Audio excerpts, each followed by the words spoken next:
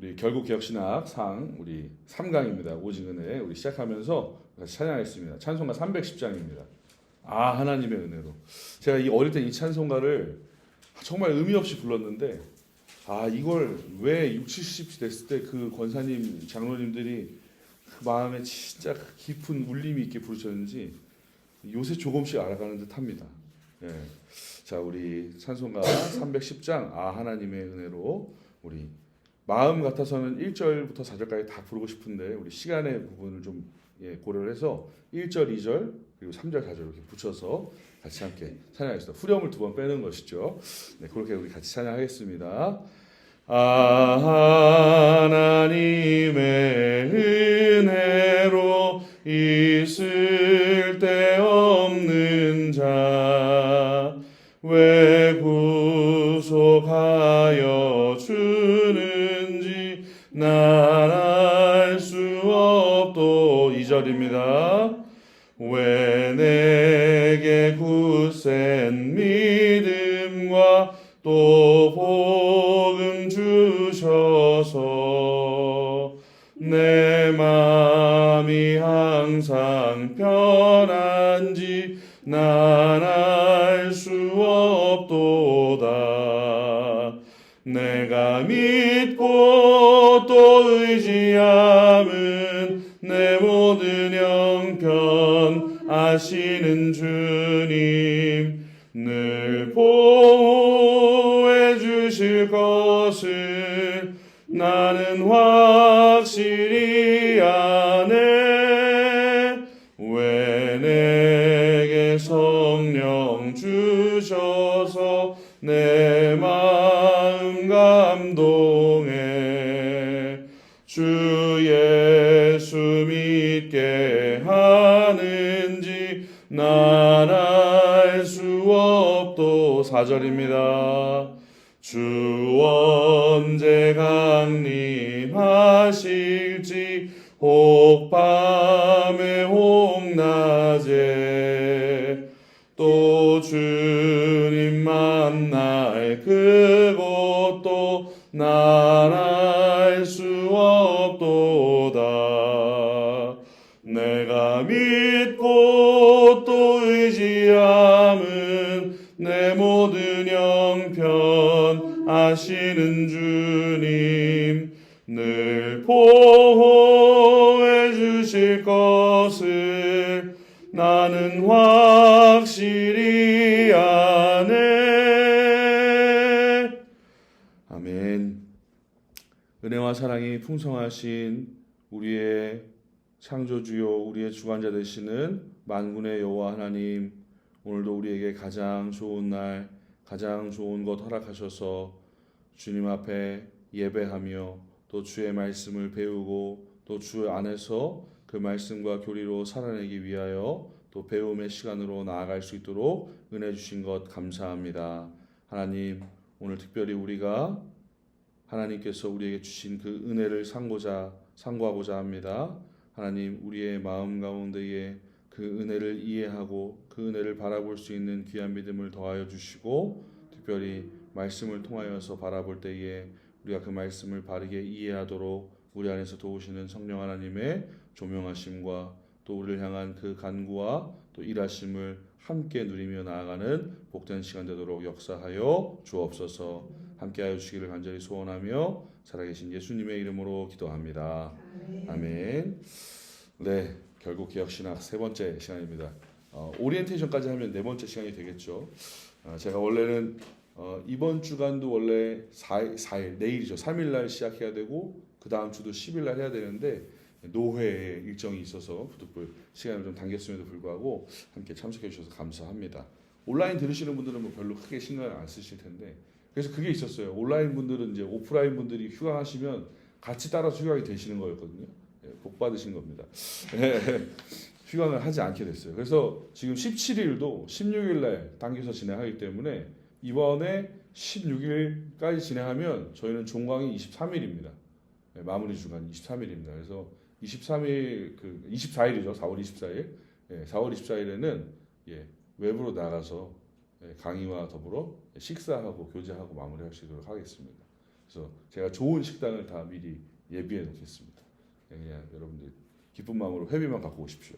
자, 일단은 지난주까지 저희가 이렇게 강의를 하면서 생각보다 많은 분들이 듣고 계시거든요. 수강은 24명이 했지만 조회수는 계속해서 쭉쭉쭉 나오고 있는 기쁜 일인데 들으시는 분들이 이제 중간중간에 커밍아웃을 하세요. 저 듣고 있습니다 목사님 이렇게 보내시는데 생각보다 좀 많은 질문이 왔던 게 뭐냐면 왜 자꾸 천주교를 까느냐였어요. 왜 자꾸 천주교에 대해서 안 좋은 쪽으로 얘기를 하시죠? 어떤 방송을 보니까 천주교와 개신교는 같은 뿌리에서 왔기 때문에 천주교 안에도 구원이 있을 수 있다. 천주교에도 구원이 있다라고 얘기하는 방송을 자기가 봤고 그리고 실질적으로 우리가 WCC 얘기하셨어요. 지난주 얘기하시면서 그거 보셨던 거라고요. WCC를 뿐만 아니라 천주교하고도 계속해서 교회들이 무언가 같이 하고 지역적이나 이런 부분에 있어서 서로 합력하는 부분들이 있지 않느냐라는 거예요. 그래서 제가 얘기를 했죠. 옳지 않습니다. 옳지 않습니다. 불교에서 아기 예수의 탄생을 축하합니다 얘기 쓰는 거 그거 걔네들 입장에서는 옳은 일이 아닌 거예요. 실질적으로. 그런데 그게 왜 그들도 가해졌냐면 배타성을 넓힌 거예요. 상대도 배타성을 인정해 주는 거고 우리의 배타성도 인정하는 거거든요. 그럼 결과적으로 아까 지난주에 얘기했듯이 얘도 진리 얘도 진리라는 거죠. 그러니까 불교 안에서 불자 중에서 예수를 믿는 사람이 나와도 그들은 뭐라 하지 않을 겁니다. 근데 우리는 그렇지 않잖아요. 우리는 기독교는 배타적이거든요. 남에 대해서 이해하지 않아요. 왜 이해하지 않는다는 얘기가 진리로 인정하지 않는다는 얘기인데 진리로 인정하지 않는 이유는 성경이 말하는 바가 명확하기 때문입니다. 그렇기 때문에 천주교도 성경을 가지고 그 안에서 시작했죠. 천주교에서 얘기하는 초대 교황이 누굽니까? 내가 이 고백 위에 교회를 세우리니 음부의 권세가 이 교회를 쓰러뜨리지 못하리라. 그래서 천국 열쇠를 너에게 너에게 주겠다. 그게 바로 베드로거든요. 그래서 베드로의 성화 그리고 베드로의 그 성상이라고 만들어 놓은 걸 보면 한쪽에는 이 말씀을 들고 있고 한쪽에는 열쇠를 들고 있습니다. 키를 항상. 그리고 약간 뭐 이건 추가적인 거지만 사도 바울은 항상 말씀과 칼을 들고 있어요. 칼을 왜 들고 있을까요? 로지컬함을 나타내는 겁니다. 불과 같은 논리. 그걸 얘기하기 위해서 나오는데 중요한 것은 이 베드로를 초대 교황으로 둡니다. 왜? 베드로 위에 이 고백 위에 교회를 세우겠다라고 얘기했기 때문에. 그래서 초대 교회에서 이렇게 쭉 나와서 여기서 어느 순간부터인가 교황이 사제가 주교가 이들의 전통 안에서 머리 위로 올라오게 되는 거예요. 말씀보다 더 권위 있는 어떠함으로 올라오게 되는 거예요. 그러면 말씀이 얘기하는 건 뭡니까? 제가 지난번에도 얘기했지만 하박국, 히브리서, 갈라디아서, 로마서 이 정확하게 이 네 군데의 본문에서 정확하게 더 엄밀히 따져서 얘기하면 하박국이 얘기하고 있는 거죠. 의인은 믿음으로 말미암아 살리라. 이 내용을 신약의 성경들이 인용하여서 다시 말하는 거니까. 그러나 이 내용들 같이 다 말하고 있는 이 성경에 일맥하는 가운데 의인이 믿음으로 말미암아 사는 것, 즉 예수 그리스도로 말미암아 죄 가운데에서 건진받은 사람은 그 예수 그리스도를 믿는 믿음으로 사는 것. 그러니까 예수 그리스도만이 구원이라는 이 사실에 대해서 뒤집기 시작했다는 거예요. 바꾸기 시작했다는 거예요. 자기네들 마음대로 칼을 댄 거예요. 그리고 다른 것으로 포장하고. 성경에 말하는 성례는 무엇이 있습니까? 세례와 성찬 이 두 가지밖에 없습니다. 예수님께서 친히 정하셨죠. 마태복음 28장에 가서 세례를 베풀라 그러셨잖아요. 예수님께서 지상명령으로 주셨죠. 그리고 이것은 내 몸이니 이것은 내 피니 먹고 마시고 기념하라 라고 친히 정하신 두 개예요. 그런데 이 두 가지 성례를 제외하고 나머지 5가지 성례를 추가적으로 말하는 것이 카톨릭입니다. 그래서 카톨릭은 5성례가 더 있어요. 7성례라고 그러거든요. 여기에 뭐 제가 정확하게 이름을 다 기억 못하는데 그 5가지 성례가 더 있습니다. 성경과 다른 얘기거든요. 이게 말하는 우리가 처음에 얘기했던 전통이라는 겁니다. 이들이 얘기하는. 그렇기 때문에 이런 것들로 성경이 말하고자 하는 것들 이외에 다른 것을 더한 것, 더할 수도 뺄 수도 없는 말씀에 그것을 추가하는 것, 이것이 문제가 된다는 것이죠. 그렇기 때문에 우리가 이 천주교, 우리가 얘기하는 로마 카톨릭과 같은 라인, 같은 결을 갖고 있을 수가 없습니다. 불가능한 것이죠.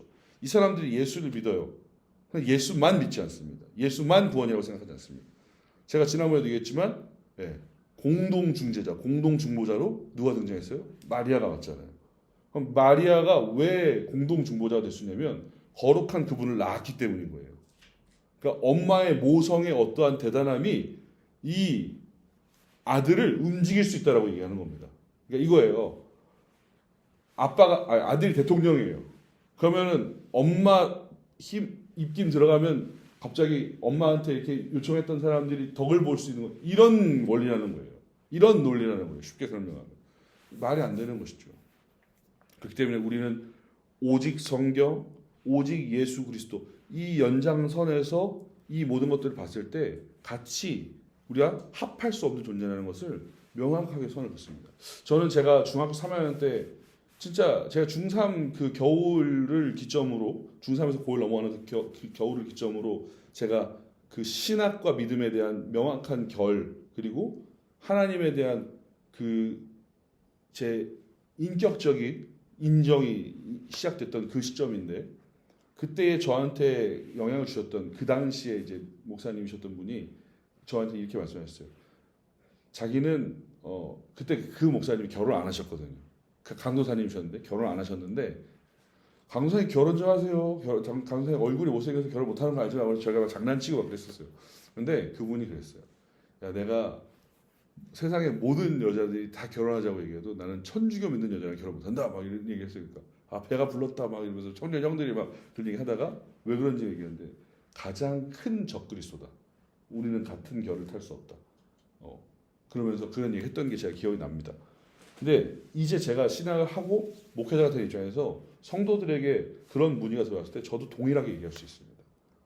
구원은 오직 예수 그리스도 그분으로 인하여서 하나님께로만 갈 수 있기 때문에 다른 것을 이야기하는 종교, 다른 것을 이야기하는 교단, 다른 것을 이야기하는 타 어떠한 의견들과 저희는 같은 배를 탈 수 없어요. 절대 불가능한 일입니다. 그래서 저는 여러분들이 이제 아직 자녀들이 결혼을 할 수 있는, 해야 하는 입장에 있으시잖아요. 믿지 않는 자를 데려오는 일, 어려운 일입니다. 그런데 다른 종교를 가지고 있는 사람을 데려오는 일, 그 안에서 믿음이 조금 더 견고한 것에 있는 일, 하지 마십시오. 하지 마십시오. 제가 정확하게 이렇게 표현합니다. 이단은 한두 번 경고한 후에, 훈계한 후에 멀리 하라고 했어요. 근데 그걸 식구로 만든다는 일은 굉장히 어려운 일입니다. 제가 이거는 이건 약간 오프 더 레코드를 해야 되는데 와이프가 이걸 보진 않을 테니까 제가 처음 두 번째 결혼할 뻔했는데 어떤 여자가 결혼을 얘기가 왔다 갔다 하는 거죠. 제가 안 한 이유가 있습니다. 그 자매도 저를 엄청 좋아했고 저도 그 자매랑 결혼을 고민했습니다. 그런데 결과적으로 제가 그 자매의 마지막 결정과 그 자매를 싸고 있는 상황 때문에 결혼하지 않았습니다. 그 자매가 있던 것은 이단에 속한 가정이었어요. 그 부모님은 그 안에 인볼브가 많이 돼 있지 않지만 그 부모님의 형제인 분이 이 자매에게 영향을 많이 줬고 그 모든 형제들 그 밑에 계대가 다 거기에 영향을 받았어요. 좋든 싫든 간에. 그러면서 이 많은 전체의 무리가 여기에 영향을 주고 있고 제가 심지어 이제 그분을 독대해서 만들고 있습니다. 그분은 그쪽의 헤드였어요 거의. 그렇기 때문에 얘기하는 과정 가운데 저는 제가 얘기하면서도 제가 그때 신학 준비하기 전이었으니까 얘기하면서도 굉장히 불분명하고 이분이 말하는 것에 대한 굉장히 반감이 드는 부분이 많았는데 지금은 이제 신학적으로 논증을 할 수 있지만 같이 할 수 없다는 확신을 들었던 것이 저는 선교를 간 게 아니잖아요. 결혼하는 것이. 선교를 하러 결혼하는 것이 아닌데 하나님의 말씀을 성취하면서 한 몸을 이룸으로 돕는 배필로서 하나님 나라를 확장해가는 것인데 여기가 선교지처럼 생각이 됐거든요. 마치 이렇게 미전도 종족을 전달하러 가야 되는 혹은 내지는 뭔가 이런 느낌이었죠. 티벳 사원에 제가 들어가야 되는 느낌의 그런 느낌이었는데 같이 가족으로 만든 일, 교리가 다른 종교 굉장히 조심하셔야 됩니다. 그러니까 어릴 때부터 주지시키셔야 돼요. 그래야 됩니다. 그래야 아이들이 무의식적으로라도 이거는 위험한 것이다라는 사실을 압니다. 얼굴 예쁘다고 안 된다. 돈 많이 번다고 안 된다. 엄마 아빠가 그렇게 하면 돼요. 엄마 아빠가 데리고 오는 사람 신앙 본다는 거 알면 애들 그렇게 안 합니다. 예, 그렇게 안 합니다. 예. 또 이 표정이 굳어지시는 건가요? 약간 고민이 많으시는 거예요? 돈도 많아야 되지 않나? 막 이런. 예, 그거는 예, 여러분 심려 안 하셔도 됩니다. 다 삽니다. 다 삽니다. 제가 맨날 이 얘기하면서 오늘 길어지겠는데. 예, 여기서 나오는 게 은혜예요. 여기서 나오는 게 은혜인데, 예, 은혜인데, 예, 제 동기 목사가 사역을 하면서 1,000만 원의 빚을 졌어요. 학비랑 이제 작은 교회 중고등부를 섬겼는데 이 중고등부 애들이 다 양아치인 거예요. 막 다 이루고 있는 애들인 거예요. 막 이루고 하고. 근데 얘네를 어떻게든 회수시켜서 이 친구가 정말 막 열정이 뜨거워요. 그래서 밥 싸먹이고 오토바이 타고 교환대 기름 떨어졌다가 10,000원짜리 하나씩 떠서 주고 오토바이는 10,000원 주면 많이 주는 겁니다. 많이 탈 수 있어요. 예. 그렇게 해서 해갖고 3년을 사역했는데 1,000만 원의 빚이 생긴 거예요. 예. 그러면서 난 결혼도 못하겠다. 나이가 찼는데 힘들어하고 있었어요. 그러다가 한 자매를 만났는데 자매가 막 부자도 아니에요. 엄청 대단한 가정도 아니에요. 근데 막 이렇게 믿음 보고 서로 이제 교제를 한 거예요. 결혼하기 전날 모든 빚을 다 탕감해주고. 이렇다네. 이게 자기는 생각지도 않았는데 얘기한 적도 없었고. 근데 이제 사모님이 확인하다가 우연치 않게 하는 거예요. 그래서 그냥 일시불 적금을 깨면서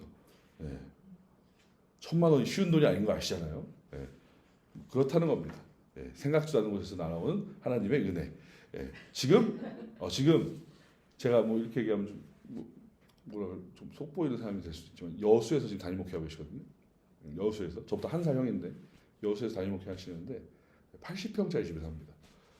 하나님이 다 채우십니다. 1,000만 원 빚 걱정도 안 해요. 교회가 넓어서 80평이에요. 사택을 너무 크게 줬대. 애가 하나인데 애가 놀 방이 너무 많아서 걱정이라 그랬더라고요. 맨날 놀러 오면 이제 오라 그러는데 아무튼 뭐 종교가 다른 혹은 교리가 다른 이념이 다른 이거 굉장히 위험합니다. 그렇기 때문에 우리는 천주교와 같은 길을 갈 수 없어요. 로마 가톨릭과 전혀 다른 종교입니다. 전혀 다른. 전 그렇게 얘기합니다. 전혀 다릅니다. 그냥 그 사람들은 예수를 갖다 놓은 어떤 하나의 부적과 같이 생각하는 사람들이라고 생각합니다. 저는 매우 조심스러운 일이죠.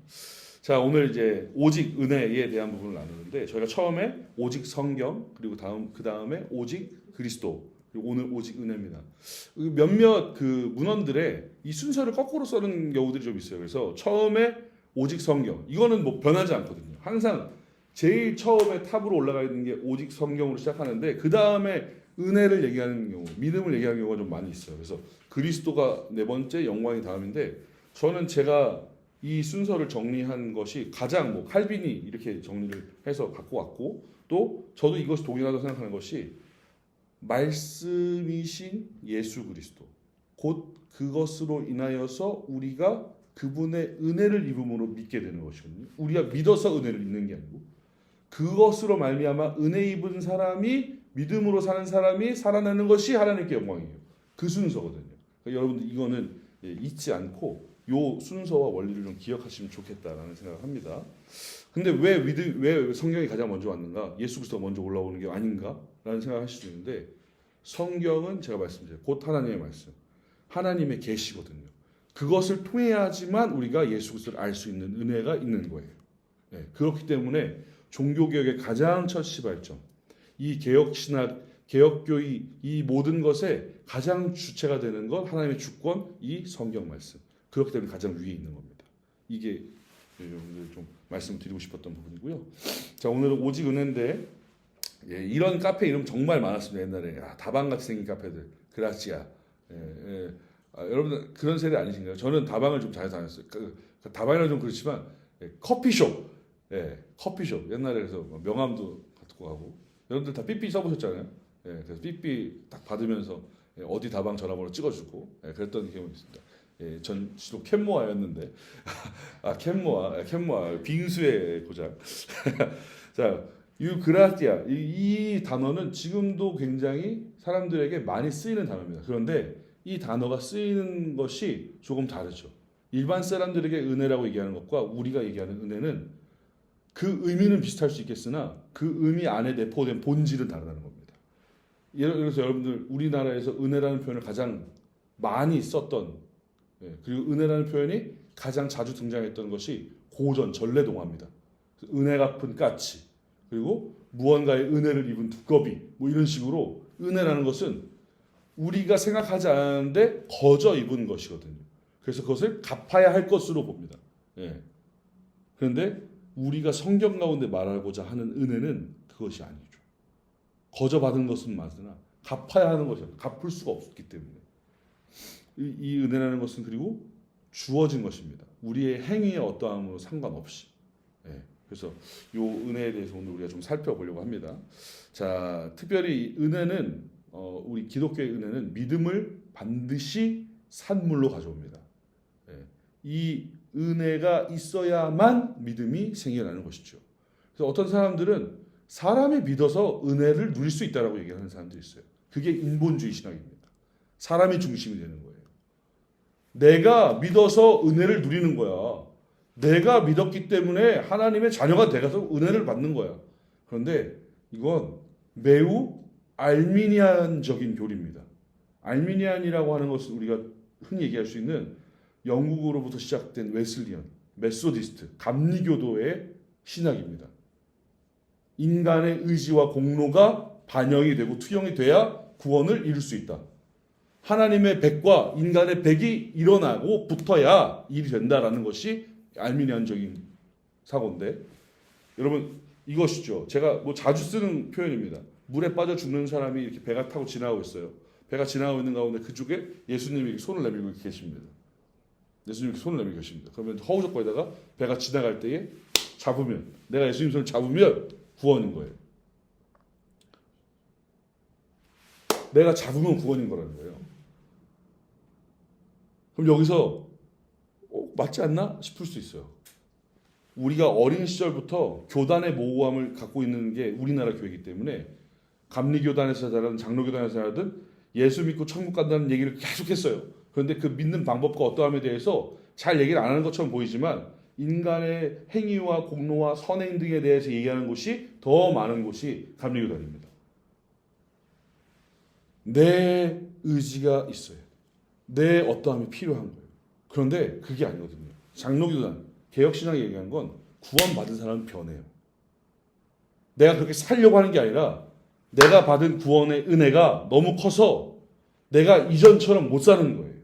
여전히 내 죄성에 뿌리가 있어서 넘어지고 고꾸라지지만 그렇게 안 가는 거예요. 왜요?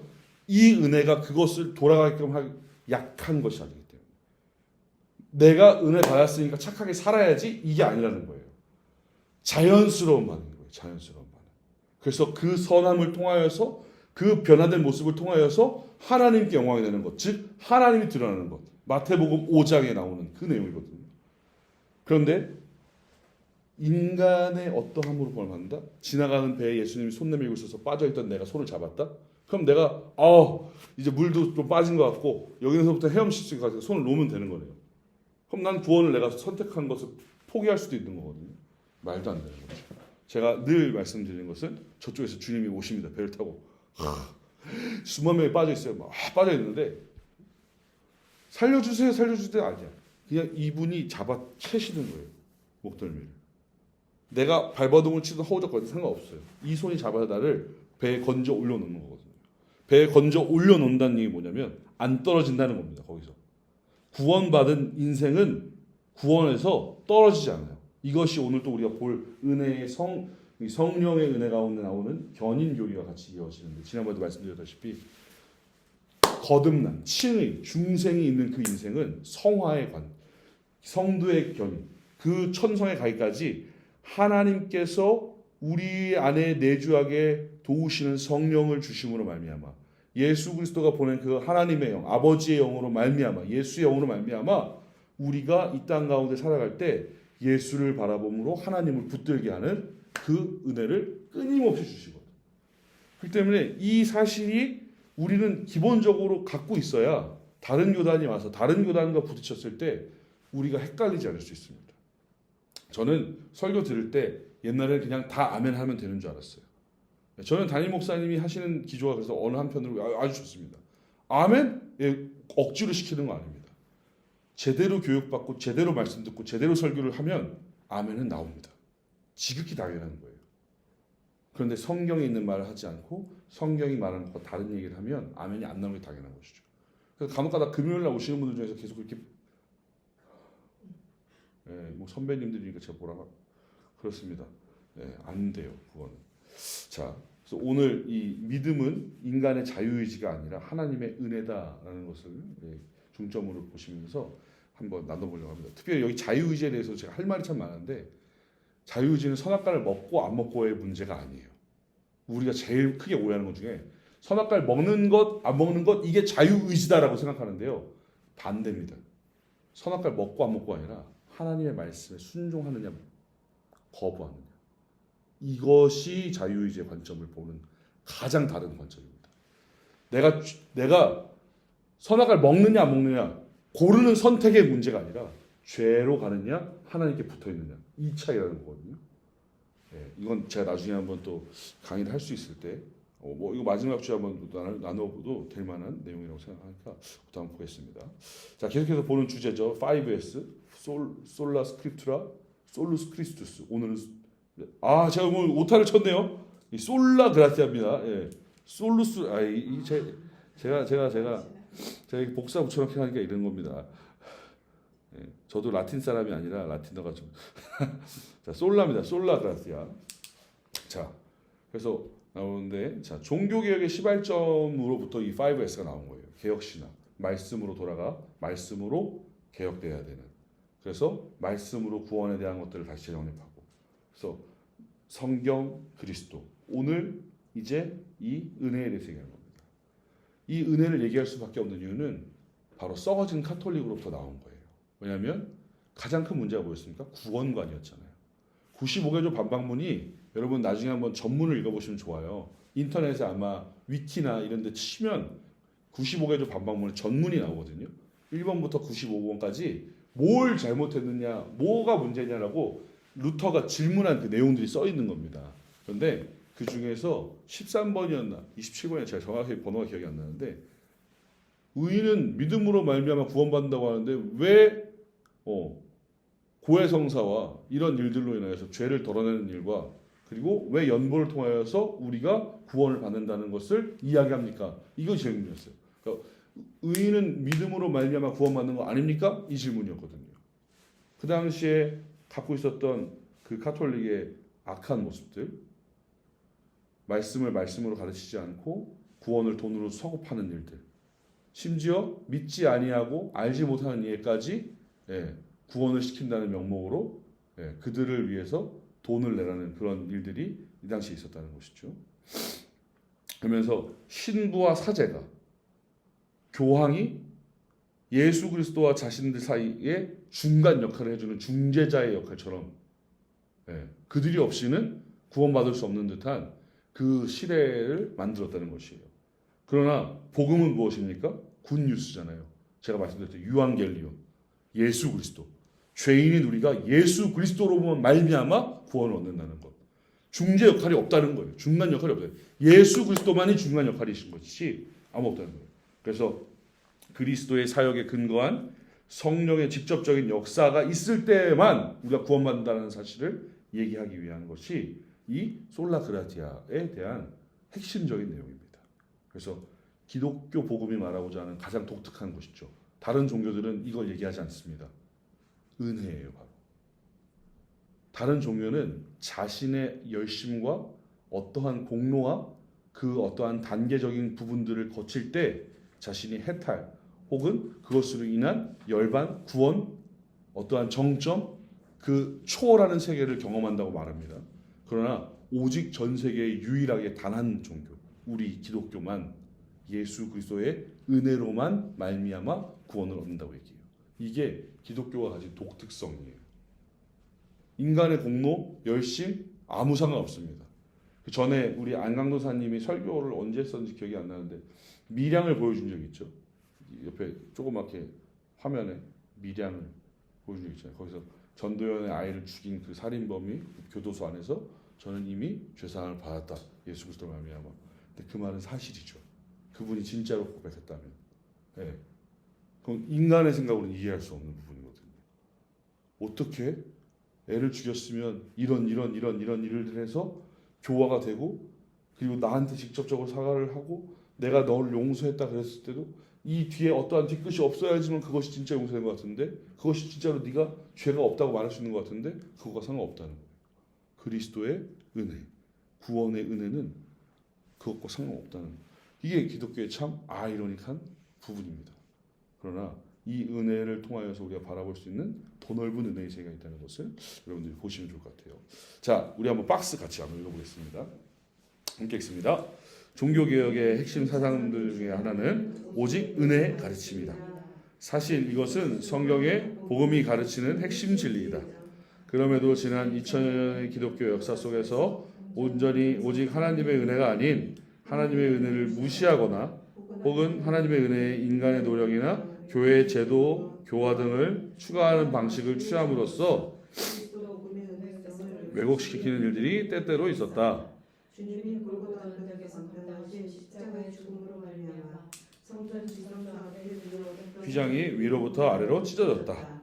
따라서 이제는 누구든지 예수 그리스도에 대한 믿음만으로 은혜의 보좌 앞으로 담대히 들어갈 수 있는 새로운 길이 열렸다. 그래서 종교개혁자들은 이 은혜의 복음 진리를 바르게 가르쳤다. 네, 여기서 중간에 얘기 나오지만 믿음만으로 우리가 구원을 얻는다는 얘기를 했잖아요. 이신칭의를. 예수 그리스도를 믿는 믿음인데 야 그럼 믿음을 갖는 것 믿으면 우리가 은혜를 받는 거 아니냐. 이 위치 때문에 이제 오늘 이 그라티아가 위로 올라온 건데 이 은혜가 올라오는 것 믿는 것도 은혜라는 거죠. 믿는 것도 은혜라는 거예요. 예수 그리스도가 죽으심으로 말미암아 휘장이 갈려진 것이 무엇입니까? 하나님 앞으로 나아갈 길이 열린 것이잖아요. 대제사장만 발에다가 방울을 달고 끈을 매서 밖에 죽었는지 살았는지를 확인해야지만 알 수 있었던 그 어려운 그 휘장을 다 단번에 죽으심으로 가르치고 당신으로 말미암아 예수 그리스도로 말미암아 하나님께로 갈 수 있는 유일한 구원의 길을 여신 분이 예수 그리스도신데 그것을 믿는 믿음이 우리를 구원하는 것인데 야 그러면 믿음이 먼저 가는 거 아니냐? 아니다. 은혜다라는 것을 얘기하는 겁니다. 자, 그런데 왜 우리가 은혜를 다 누릴 수 없는가? 이것을 알아야 됩니다. 은혜는 다 우리가 예수님 죽었으니까 다 우리가 은혜를 누리는 거 아닌가? 그렇지 않은 거예요. 왜냐? 인간에게 타락한 모습이 존재하기 때문에 그렇습니다. 타락한 모습. 그렇기 때문에 우리는 그 예수님이 죽으신 것을 알았지만 그 예수님이 죽으신 것으로 말미암아 은혜를 받을 수 있는 인생은 되지 않아요. 무슨 말이냐? 여러분 보세요. 예수님이 죽으시면 예수님이 죽으심으로 말미암아 모든 사람이 다 구원받아야 되잖아요. 아닌가요? 모든 사람이 다 구원받을 수 있잖아요. 맞아요? 원래는 그렇지 않아요? 네. 예수님이 죽으심으로 이 땅에 어떠한 죄든지 간에 다 예수님의 죄로 퉁칠 수 있어요. 퉁칠 수 있어요. 그런데 모든 이가 예수 그리스도를 믿지 않잖아요. 모든 이가 다 예수 그리스도를 믿음으로 하나님을 찬양하지 않잖아요. 이유가 무엇인가? 바로 타락한 인간의 죄성인 것입니다. 그리고 이것과 더불어 우리가 하반기에 다룰 내용인데요. 튤립 교리를 할 겁니다. 하반기에. 예, 우리 개혁 신학의 가장 핵심이 되는 교리인데 하나님의 무조건적인 선택, unconditional election이에요. 넌 예쁘니까, 넌 돈이 많으니까, 너는 다리가 없으니까 좀 불쌍한 것 같으니까 이런 것이 아니라 하나님의 선택 가운데에 그 하나님의 선택, 즉 은혜로 말미암아 우리가 구원을 얻게 되는 것이거든요. 그 은혜로 말미암아 믿음이 생기는 것이고 그 믿음으로 우리가 우리를 구원하신 예수 그리스도를 바라보게 되는 것이거든요. 굉장히 복잡한 일 같은데 한 번에 일어나는 일이라 그렇습니다. 근데 이 일이 일어나지 못하는 이유가 바로 타락한 모습, 우리 가운데 있는 모습. 그래서 은혜만을 더욱더 사모할 수밖에 없는 거예요. 타락한 것으로 인하여서 가장 크게 오게 된 문제는 무엇이었습니까? 바로 하나님과 우리와의 관계가 끊어진 것이었습니다. 우리가 이것을 우리가 믿는 신학 안에서 우리가 말하는 교단의 이 개혁 신학 안에서 전적 타락이라고 부릅니다. 전적 타락. 전적 타락이라는 건 뭐예요? 전부 타락했다는 거예요. 전부. 그래서 어떤 사람들이 이걸 이렇게 이해합니다. 이 전적 타락을 더 이상 악해질 수 없는 최악의 상태. 그러니까 악의 끝이다라고 얘기하는데 이게 아니에요. 우리가 얘기하는 전적 타락은 인간의 전적인 존재, 이 생각과 마음과 행동과 이런 모든 존재가 예외 없이 죄의 영향 아래에 있다는 것이에요. 그래서 야, 더 나빠질 때도 없이 그냥 나락으로 떨어진 끝까지 간 죄인이다, 이 얘기가 아니라는 거예요. 우리의 전적인 존재가 예외 없이, 정말 예외 없이, 누구는 살짝 이렇기 때문에 이거 없이 모든 사람이, 모든 존재가, 영혼과 육신이 다 죄의 영향 아래 있게 되는 상태가 전적 타락이라는 걸 얘기합니다. 누구 때문에요? 아담 때문에. 아담 때문에. 이것도 거꾸로 올라오면 잘못된 것이, 아담이 첫사람이 아니라고 얘기하는 사람들은 전적 타락을 인정하지 않죠. 왜 그렇습니까? 아담이, 여러분들은 다 이제 형제 자매라고 부르잖아요, 우리가 교회 안에서. 그게 되게 우리가 이게 재밌게 하는 표현으로 이제 브라더 시스터잖아요. 할아버지가 같으니까. 또 이상한 얘기를 하는 거죠. 아담으로부터 우리가 다 왔어요. 아담으로부터. 그래서 이 아담으로부터 갈라지면서 이게 또 역사적인 내용이 또 하면은 아담으로부터 갈라졌을 때 이렇게 지금 우리가 볼 때 백인종과 흑인과 황인이 나눠진 때가 언제냐? 노아의 홍수 이후. 노아의 홍수 이후에 또 이렇게 병영이 되고 뭐 이런 얘기를 하는데, 그 이유들은 또 찾아보면 또 한참 걸리는데 나중에 또 한번 나눌 수 있도록 하겠습니다. 그런데 자, 모든 이가 아담으로 말미암아 죄가 있습니다. 죄인이 자식을 낳기 때문에 죄인인 거예요. 그래서 이 죄로 말미암아 우리는 어떤 상태가 되느냐? 자, 한번 볼까요? 로마서 3장 10절입니다. 로마서 3장 10절의 말씀을 보겠습니다.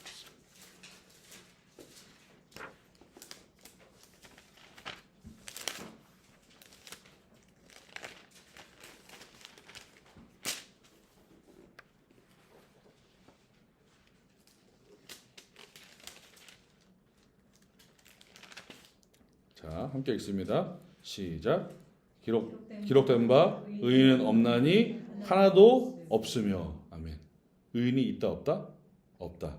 의인은 제가 말씀드렸죠. 신약에서 말하는 의인의 개념은 죄인이 있고 죄인이 아닌 사람을 의인이라 부른다 그랬어요.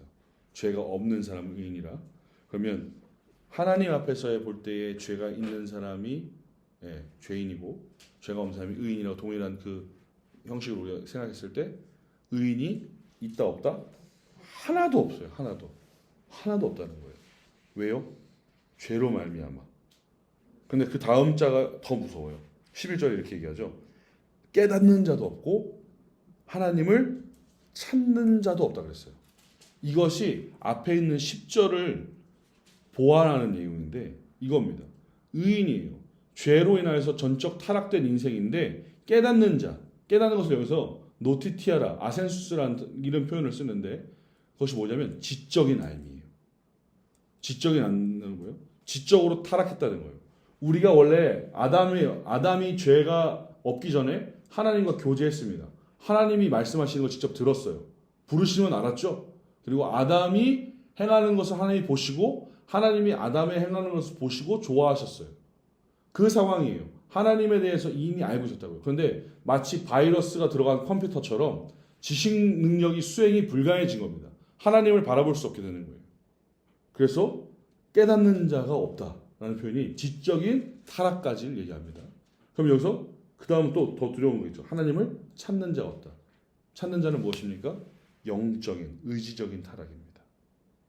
그러니까 지적의가 다 죽어버린 거예요. 그래서 이것은 하나님을 찾는 것이 아니면 무엇을 찾습니까? 반대되는 것이죠. 세상적인 것. 그 우리를 타락케 한 사탄을 찾게 되는 모습을 이야기하는 것입니다. 그래서 이것을 어거스틴은 뭐라고 표현하냐면 노예의 의지라고 했어요. 죄에 종되어서 끌려다니려고 하는 것을. 그래서 노예의 의지라고 불렀습니다. 이것을. 그래서 결국에 절망적인 상태, 즉 스스로 회복이 불가한 상태가 바로 전적 타락, 이 타락한 인간의 모습이라는 거예요.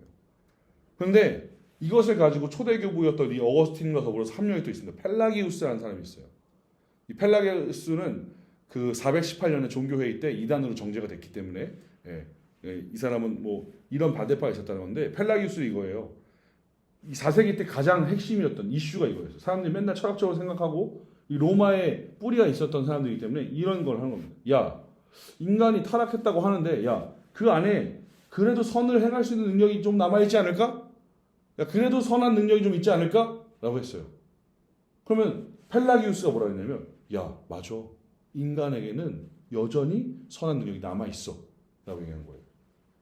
죄로 인해서 우리가 전적 타락된 존재가 아닌 이 안에 아직까지도 본질적인 선이 남아있다는 거예요. 그래서 이 본질적인 선 때문에 우리는 이 땅에서 선한 일들을 행하면서 살 수 있다라고 얘기합니다. 펠라기우스는. 그러면서 하나님의 은혜가 인간의 도덕적인 삶, 그냥 더 본질적이고 윤택한 삶을 위해서 도움은 되는데 그건 절대적으로 필요한 건 아니다 라고 얘기했어요. 펠라기우스는. 그러니까 있어도 그만 없어도 그만이라는 거예요. 은혜가. 그러니까 원죄를 부정한 거죠.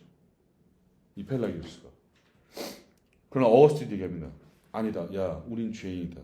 아담으로부터 말미암아 그 죄가 우리 가운데 있기 때문에 우리가 모든 일을 행하는 데 있어서 우리에게는 선한 것이 없다.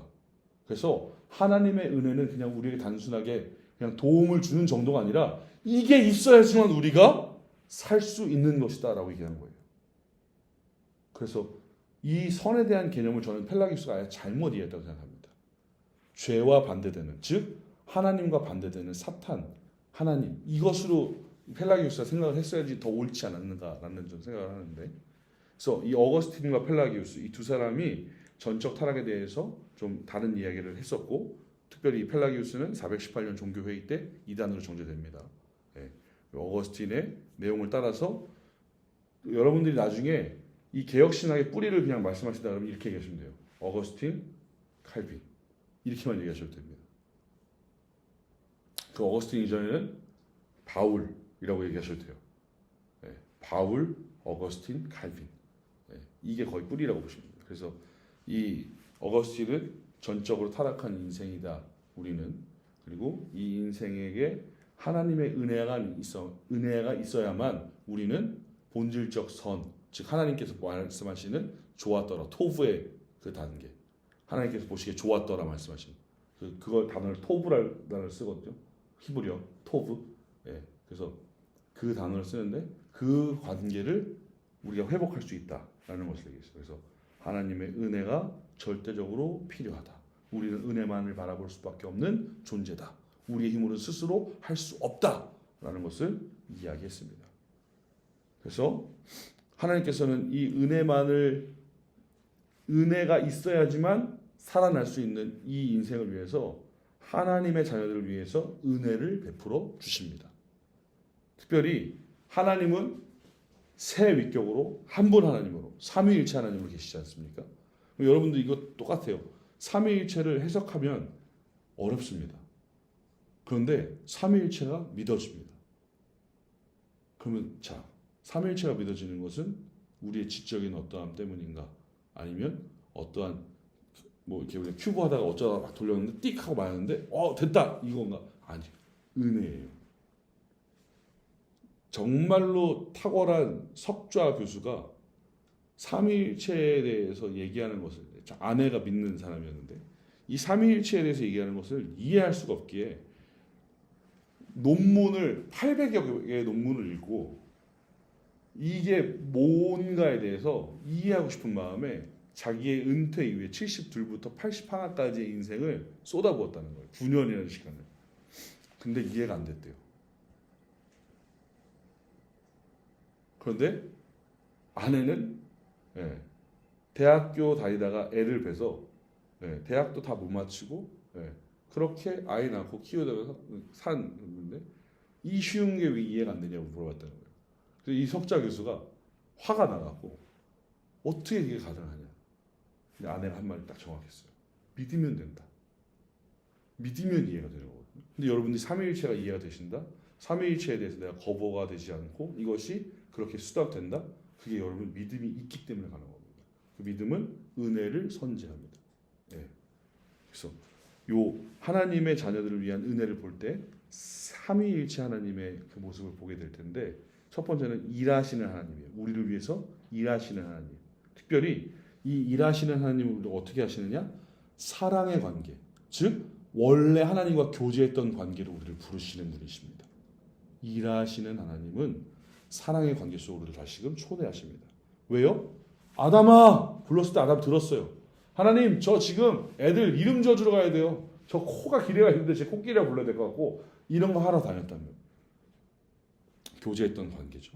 근데 그것이 어디 등장하느냐? 자, 에베소서입니다. 에베소서. 오늘은 좀 말씀을 조금 더 볼 수도 있을 텐데, 에베소서 1장의 내용인데요.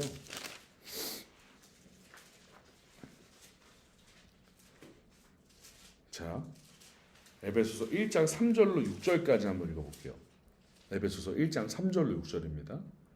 에베소서 1장 3절로 6절 같이 함께 보겠습니다. 시작. 찬송하리로다. 하나님 곧 우리 주 예수 그리스도의 아버지께서 그리스도 안에서 하늘에 속한 모든 신령한 복을 우리에게 주시되, 곧 창세전에 그리스도 안에서 우리를 택하사 우리를 사랑 안에서 그 앞에 거룩하고 힘을 얻게 하시려고 그 기쁘신 뜻대로 우리를 예정하사 예수 그리스도로 말미암아 자기의 아들들이 되게 하셨으니, 이는 그가 사랑하시는 자 안에서 우리에게 거저 주시는 바 그의 은혜의 영광을 찬송하게 하려는 것이라. 아멘. 하나님께서 창세 전에 이미 우리를 위한 계획을 다 세우신 거예요. 정하셨다는 거예요. 무엇대로? 그 기쁘신 뜻대로. 너네가 어떻게 해서 그런 게 아니라, 우리가 어떠함 때문이 아니라 하나님의 마음에 합한 대로, 하나님의 뜻대로 우리를 위하여서 그 타락할 것을 아시기에 이미 우리를 위하여 모든 것들, 그 사랑의 관계를 회복시키시려고, 우리로 사랑 안에서 그 앞에 거룩하고 흠이 없게 하시려고, 다시금 하나님과 자녀되는 관계를 허락하시려고 이 모든 것들을 예정하셨다라는 사실입니다. 그래서 우리가 하반기 때 볼 때 보는 이 튤립 교리의 가장 주된 핵심이 이 솔라 그라티아거든요. 은혜로 말미암아서 이해되고, 은혜로 말미암아 수납되고, 은혜로 말미암아만 설명될 수 있는 교리예요. 그럼 은혜로 말미암아 한다는 것은 여기에서 지금 얘기하는 것처럼 일하시는 하나님, 즉 하나님의 뜻대로 이 하나님의 주권이 반드시 전제됩니다. 즉 우리에게 은혜를 베푸시는 분이 하나님이시라는 거예요. 우리가 받는 것, 우리의 어떠함, 우리의 의지, 우리의 노력 필요 없다는 겁니다. 필요 없다는 게 아니라 소용이 없다는 겁니다. 왜요? 주권자가 있기 때문에. 그것을 주관하시는 분이 있기 때문에. 사람이 베푸는 것은 어찌 보면 긍휼일지 모르겠습니다. 그냥 도움일지 모르겠습니다. 은혜와는 다른 것이죠. 그러면서 하나님의 주권적인 뜻 가운데 그것을 허락해 주시는 것이에요. 그래서 11절에 한 번 더 나오면 이렇게 얘기해요. 모든 일을 그의 뜻에 결정대로 일하시는 이의 계획을 따라. 네. 그래서 인간의 생각이 굉장히 강할수록 그리스도를 영접하기가 너무나도 힘이 들 겁니다. 왜요? 야, 사람이 이 정도 했는데? 야, 내가 이렇게 할 수 있는데? 야, 무슨 신이 지 맘대로야? 이렇게 얘기하는 사람들이 많아요. 그 사람들이 대부분 하는 사람들이 뭐냐면 무신론자들이에요. 근데 무신론자는 이미 무신론자라는 말 자체에서 아주 큰 오류를 범하고 있습니다. 무신론자는 신이 없다고 얘기하는 거거든요. 근데 무신론이라는 것 자체는 신의 존재를 인정하고 신이 없다라고 말하는 겁니다. 이 굉장히 논증적이고 철학적인 얘기인데 이런 것이죠. 할아버지가 수염을 이렇게 기르고 있는 할아버지가 있어요. 할아버지가 수염 있는 거 봤어요. 애가. 야, 우리 할아버지 수염 없어. 내가 다 뽑을 거니까. 라고 얘기하는 거예요. 그러면 이 아이는 이 할아버지의 수염을 뽑기 위해서 어떻게 해야 됩니까? 이 할아버지를 만져야 돼요. 이 할아버지에게 닿아야 돼요. 즉 신존재에 대한 인정이 먼저 선제된다는 겁니다. 할아버지가 수염이 있다는 것을 본 것과 그 할아버지가 수염을 뽑아서 없게 만들겠다는 그 어떠함을 다 이미 자기가 갖고 있어요. 무신론자들 똑같아요. 무신론자라고 얘기하는 건 신이 없다라고 말하는 그 사람, 신이 있다라고 말하는 사람들의 그 모든 것들을 인정하고 반대로 봐야 하기 때문에 신존재를 거부할 수 없습니다. 굉장히 모순이 있는 사람들이에요. 그렇기 때문에 무신론자들 중에서 돌아온 사람이 굉장히 많습니다. 공부하다가 야, 이거는 사람의 지식으로 해결할 수 있는 게 아니었다는 한계를 부딪히면서 오는 경우가 굉장히 많이 생기는데, 지금 여기 11절도 보면 그분의 뜻대로, 그분의 결정대로, 그분의 계획대로 하겠다는데 내가 할 수 있는 게 더 많은데 이렇게 될 수 있다는 거예요. 그러나 하나님은 그렇게 하신다는 것이죠. 여러분 단적인 예로 이런 것이 있습니다. 로마서 9장에도 사도 바울이 이런 것을 가지고 로마에 있는 교인들에게 편지하는데 여러분 성경에서 제가 봤을 때 영화로 만들 때 재밌는 것들이 참 많이 있을 수 있는데 굉장히 드라마틱하면서 마지막에 뭉클한 감동을 줄 수 있는 그 서사가 바로 아브라함네 가족 이야기입니다. 예, 아브라함의 아들이 누굽니까? 이삭이죠. 이삭은 결혼을 몇 살에 했죠?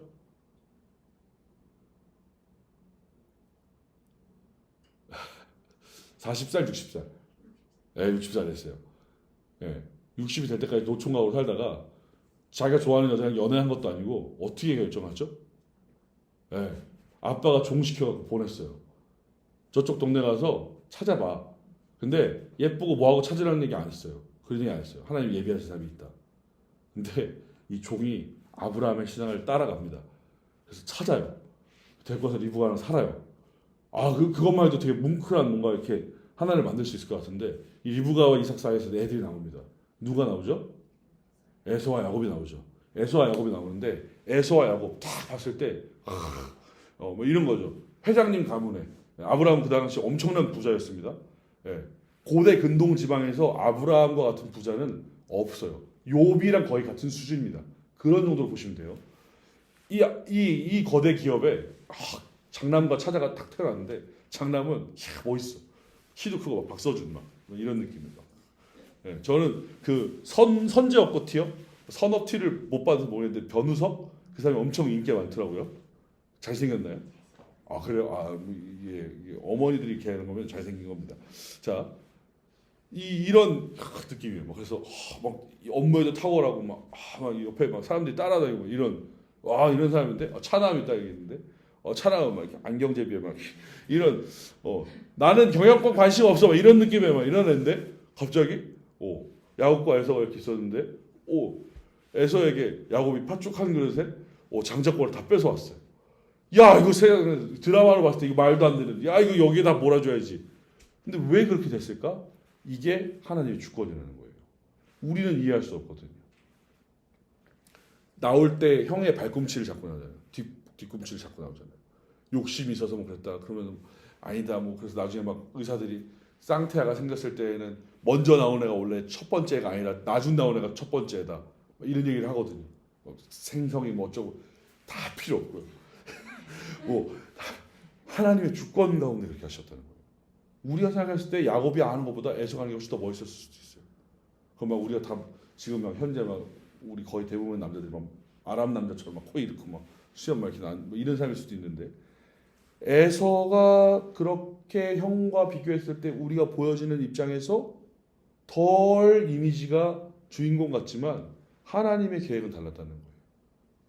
하나님의 주권 가운데 이 아이를 이 인생을 이 사람을 구원하는 것 그건 하나님의 은혜라는 것이죠. 요셉이 형들한테 구박받고 요셉이 저는 그럴만하다고 봐요. 이놈 싸가지 없는 놈 새끼가 형이 열이나 있는데 형들 앞에서 형 저 옷 입었어요. 막 내리사인하고 막내가 입을 수 있게 하지만 그냥 입장에서는 야 나는 맨날 누더기 입고 저기서 양치고 있는데 넌 이러고 있다고? 안 입을 수 있죠. 아빠한테 이렇게 사랑을 받으면 조용하게 형 저 이렇게 해야지. 내가 봐라. 하루 줘봐만 하죠. 그런데 하나님의 계획은 하나님의 생각은 다르시다는 거예요. 그게 주권입니다. 그래서 로마서 9장 한번 볼까요? 이거 찾아보면 좋을 것 같은데 로마서 9장에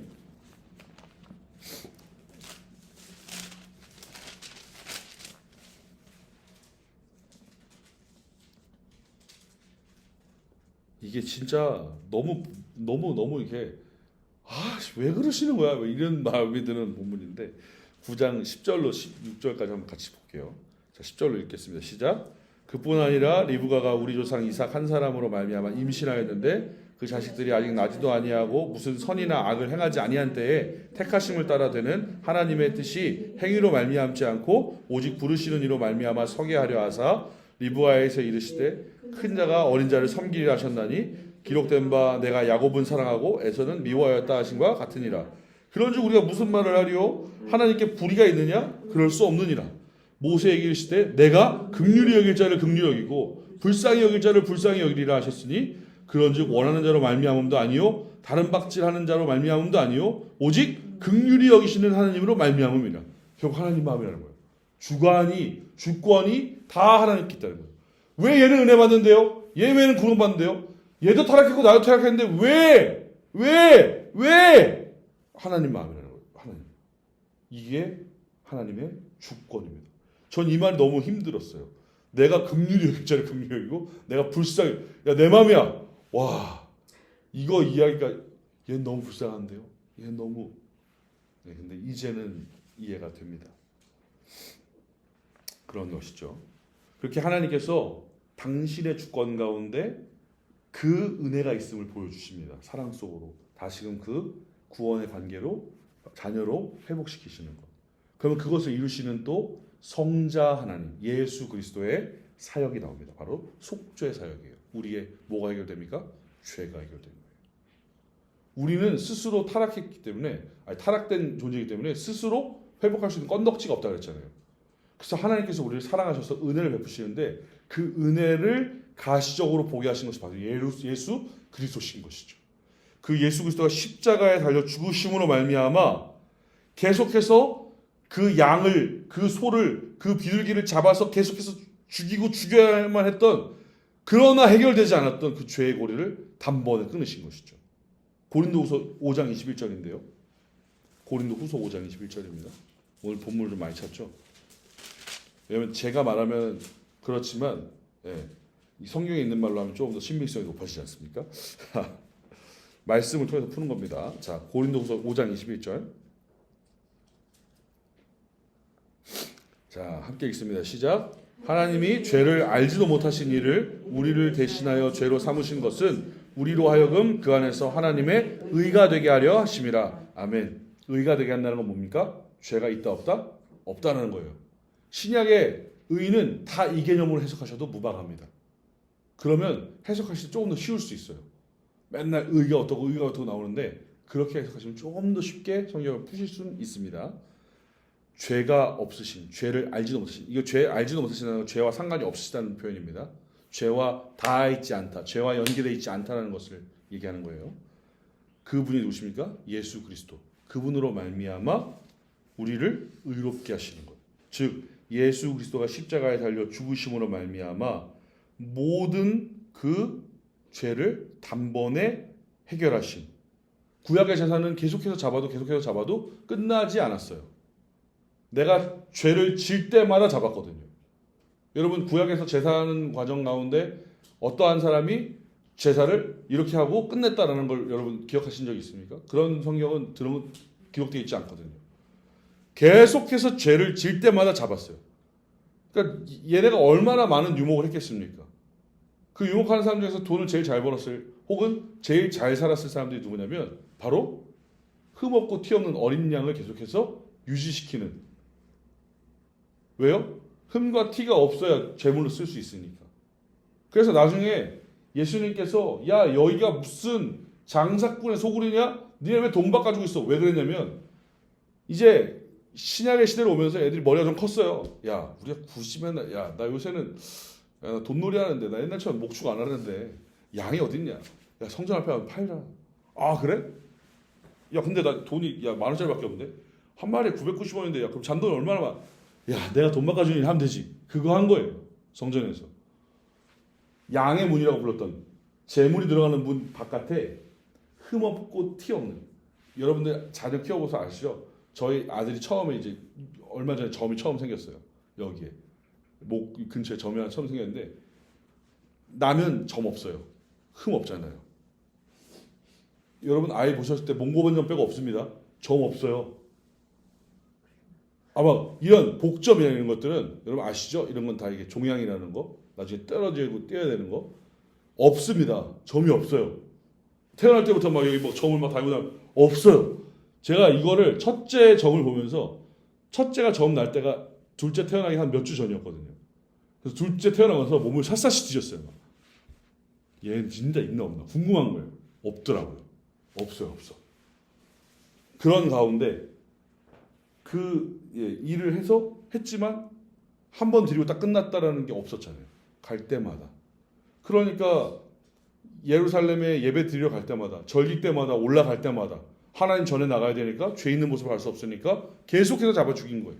그러면서 잡아 죽일 때 어떤 모습이냐면, 이게 지금도 하는지 모르겠지만 안성에 가면 그 성막 박물관이 있어요. 그래서 그 예루살렘 그 성전 모형도 있고 성막이 어떻게 되는지, 언약궤가 어떻게 되는지 그 만드는 데가 있거든요. 근데 예전에 거기서 각을 뜨는 걸 했어요. 양을 잡는 걸 보여줬어요. 한 달에 한 번씩. 이벤트죠.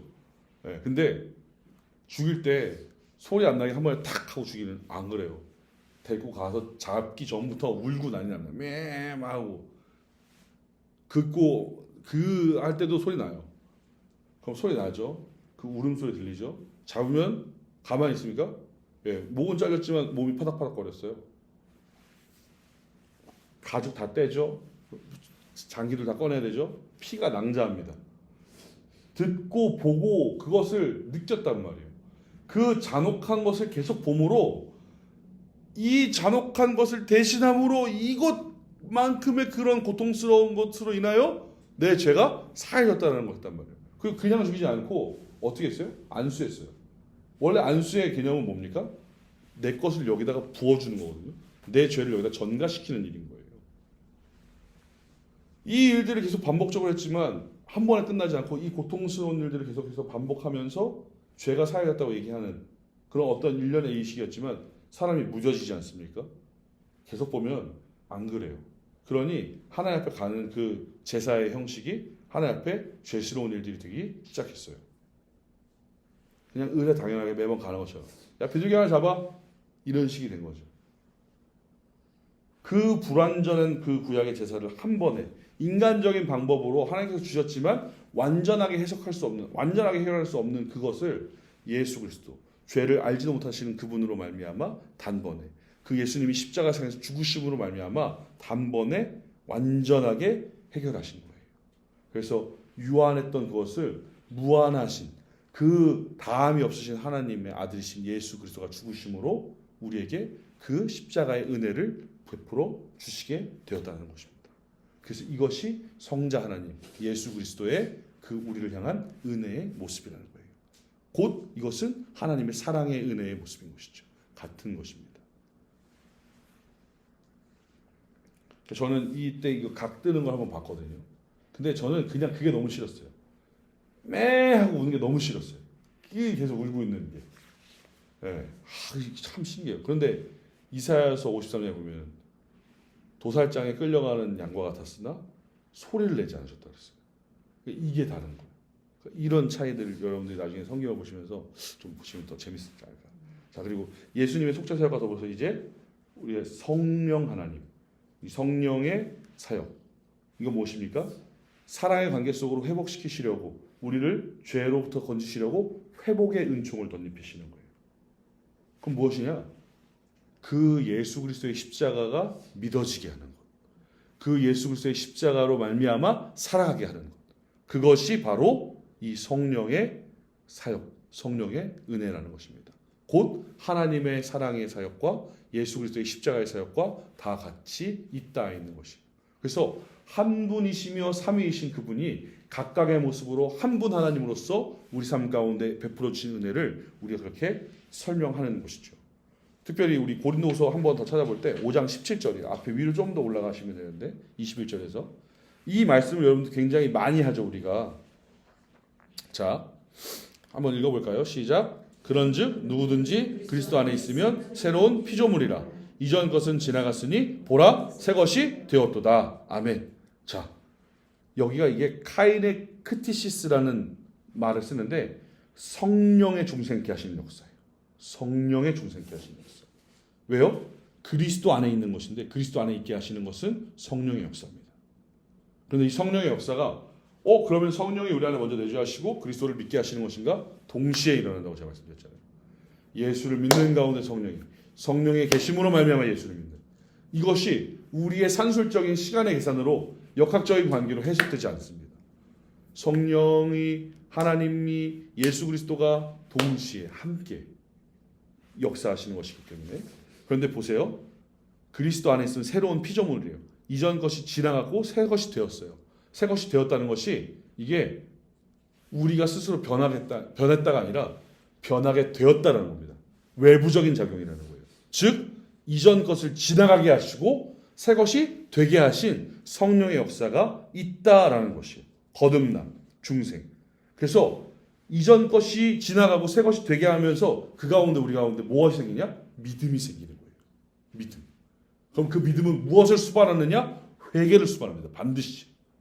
그래서 정상적인 제가 이렇게 표현하면 좀 그렇겠지만 정상적인 신앙을 가진 사람은 이게 반드시 있습니다. 말씀을 통하여 그 안에 믿음이 생겨지고 말씀을 통하여 믿음이 생겨지는 이유는 그 연계 매개가 있죠. 말씀 예수 그리스도를 통하여 생기게 하는 성령의 역사가 있습니다. 왜요? 성령이 우리 안에서 말씀을 깨닫게 하시고 조명케 하시는 그 역사가 있는 가운데 믿음이 생긴 사람은 반드시 회개합니다. 그래서 좋은 설교는 저는 반드시 회개하게 하는 그 회개한 것은 삶으로 살아내게끔 돕는 것이 반드시 좋은 설교라고 생각합니다. 그래서 이 믿음과 회개를 수반하는 반드시 외부로부터 오는 내 안에 대주하시는 그 역사로 말미암아 우리가 얻게 되는 성령의 은혜라는 사실이에요. 그래서 함께 하나 더 볼 텐데 아까 찾았던 에베소서인데요. 우리 2장의 말씀을 보겠습니다. 에베소서 2장.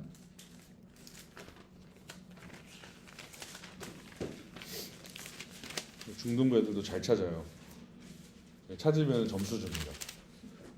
10번 찾으면 제가 선물 줘요.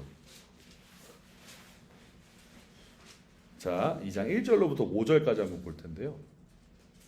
이 5절의 괄호가 너무 중요한 포인트입니다. 자, 한번 볼까요? 시작. 2장 1절로 5절입니다. 시작.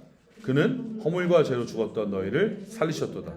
그때의 너희는 그 가운데서 행하여 이 세상 풍조를 따르고 공중 권세 잡은 자를 따랐으나 지금은 불순종의 아들들 가운데서 역사하는 영이니라.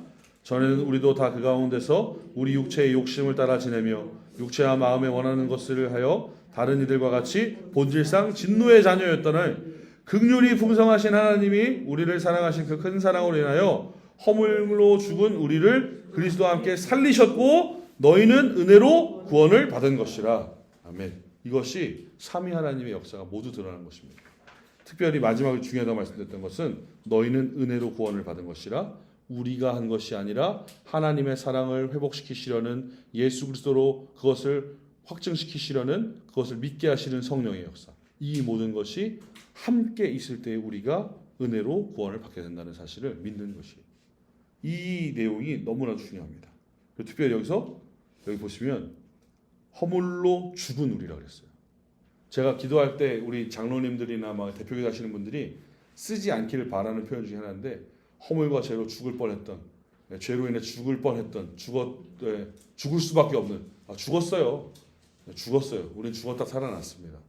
죽었다 살아난 인생이에요. 예수 그리스도를 믿음으로 말미암아 부활의 첫 열매이신 그분으로 말미암아 우리도 부활하게 되는 인생입니다. 우리는 죽을 수밖에 없는 게 아니라 죽었던 인생입니다. 그래서 골로새서 3장의 1절에 이렇게 해요. 다시 살리심을 받았으면. 다시 살리심을 받았다는 건 나사로가 우리가 얘기하잖아요. 죽을 뻔했던 나사로가 이렇게 안 나잖아요. 죽은 나사로가 살아났다는 얘기잖아요. 명확한 얘기거든요. 그러면 여러분 보세요. 죽은 자는 스스로 할 수 있는 게 없습니까? 없어요. 피동적인 존재라는 거예요. 그것을 살리셨어요. 예수님께서 나사로야 나오라 그랬거든요. 살아나라 말씀하시지 않았어요. 그 나오라는 것 자체로 살아나게 하시고 우리를 다시금 건지신 거예요. 새로운 피조물이 되게 하신 것이 이전 것이 지나가게 하신 거예요. 그것이 우리가 하나님의 은혜, 그 우리를 사랑의 관계로 예수 그리스도를 통하여 성령의 역사 가운데 우리를 회복시키시는 은혜라는 거예요. 네. 그래서 중생부터 그 부활까지 모든 것이 하나님의 은혜로 말미암은 것임을 성경은 우리에게 얘기합니다. 그래서 제가 작년에 강의할 때 얘기했던 건데 2023년도 베스트 찬양 1위 손경민 목사의 은혜, 모든 스트리밍 차트 1위.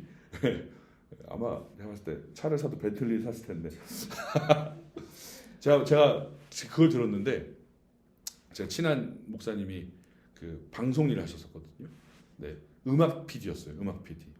근데 그냥 우리가 뭐 온라인에서 음원 스트리밍에서 한번 들으면 10원 받는 거면 예를 들어서 KBS에서 45초 이상 틀어주면은 그 음원 수익이 나오는데 한 번 틀어줬대요. 한 번 틀어주면 14,500원이 나온대요. 예, 그 정도 차이 나는 거죠.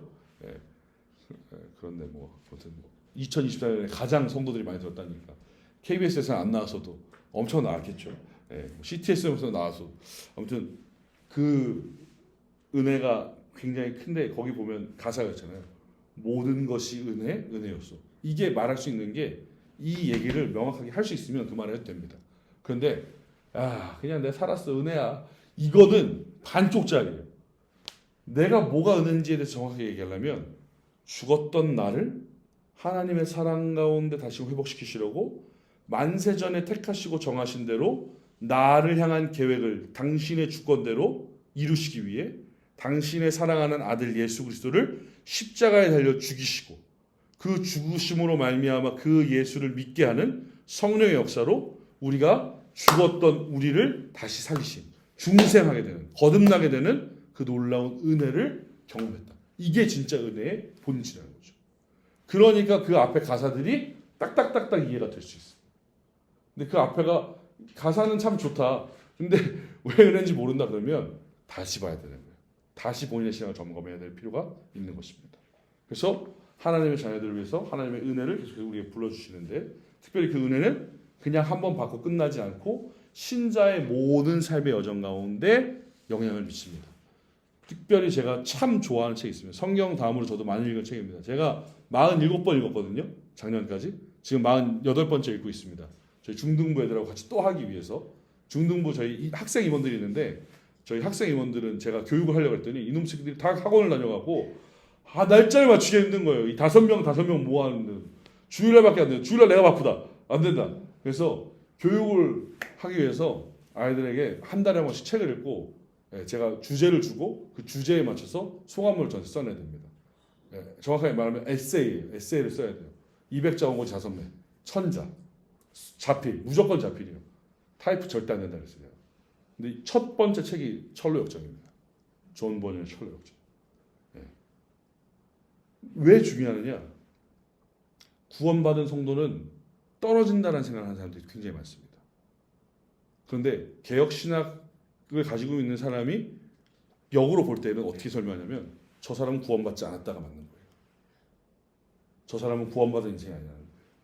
특별히 이제 성경이 명확하게 얘기하지 않지만 굉장히 조심스럽고 중요한 부분들을 얘기하는 것들이 스스로 죽음을 택한 인생들에 대한 자살이라는 어떠한 부분들을 보는 관점이 있는데 뭐 정신적인 심신미약이나 어떠한 때문에 온 것도 있을 수 있고 뭐 삶에 대한 뭐 그런 부정적인 영향 때문에 스스로 목숨을 끊는 사람이 있고 한데 생명의 주관자가 하나님이신데 스스로 그것을 어떻게 해할 수 있는가? 이것은 하나님의 영역에 도전하는 것과 동일한 것으로 보고 이것 자체가 큰 죄악으로 보는 것이 개혁신학, 그러니까 이 보수신학의 많은 신학자들이 갖고 있던 견해입니다.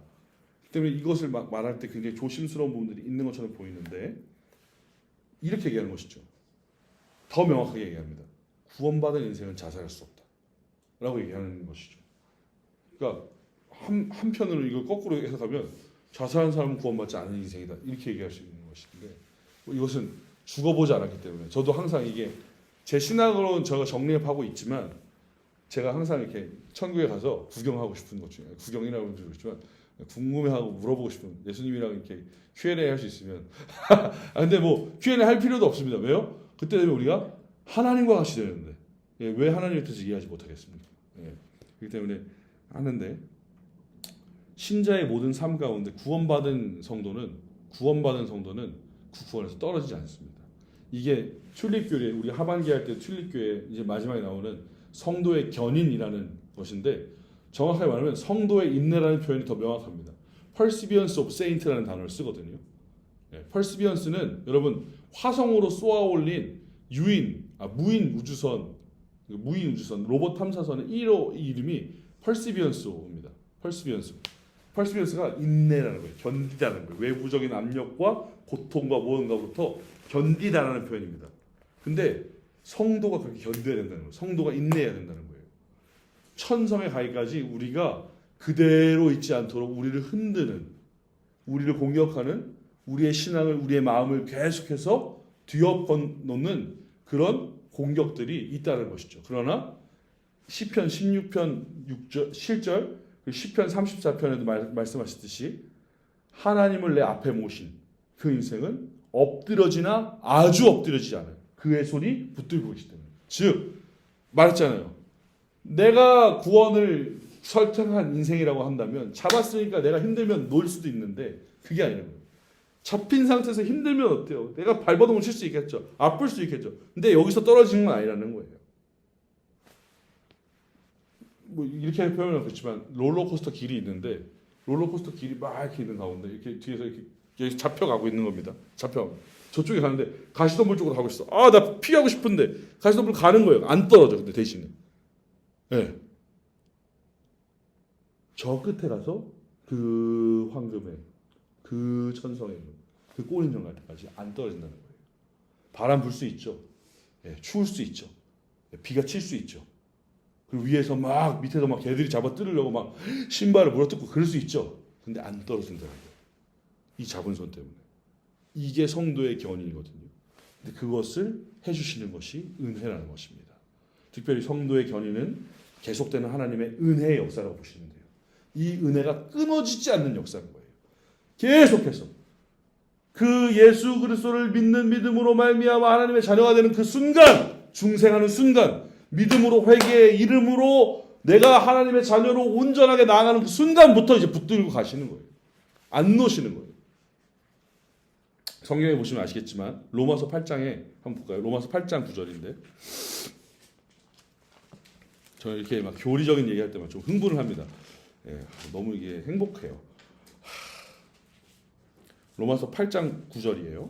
이게 성령에 대한 것인데 특별히 성령에 대한 얘기를 예수님께서 친히 하실 때 요한복음 14장, 15장, 16장 이 세 장에서 얘기하시면서 한번 나오고 이 얘기를 로마서에서 사도 바울이 성령에 관해서 한 번 더 얘기를 합니다. 그것이 8장의 내용에 나오는데 8장 9절인데 함께 읽겠습니다.